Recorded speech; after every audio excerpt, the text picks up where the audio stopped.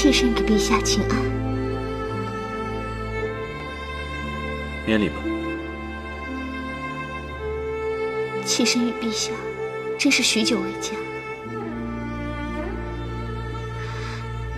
妾身看陛下气色郁结，不如妾身为皇上泡一杯茶，帮您通经活血吧。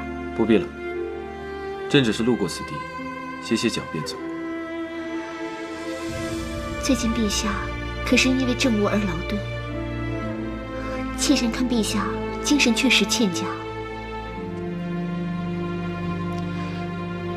陛下为了政务，恐怕只会劳顿疲惫而已。现如今，陛下脸上却写着烦躁不安，恐怕是为了一个情字吧。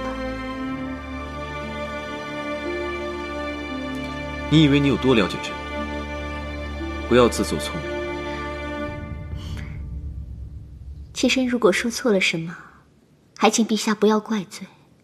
妾身不过仗着与陛下10几年的相识，妄自揣测陛下的心意，想要帮陛下排忧解难罢了。那你倒说说，朕所烦心的是什么？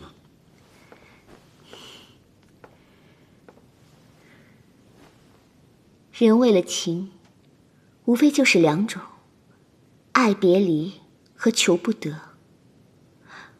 我猜陛下是求不得。人啊，总想着那个不想自己的人，没想到到最后最懂我的人还是你。他若能像你一样善解人意就好了。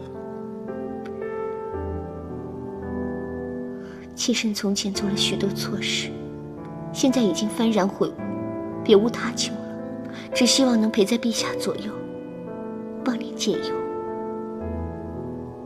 偶尔的你，倒是能为朕排忧解难，这倒是好的。只不过以你现在的身份，恐怕……妾身甘愿降为婢女，侍奉在陛下左右，以后陛下再遇到这种烦心事，也好有个说话的人。好，既然你说了，朕便答应你。谢陛下。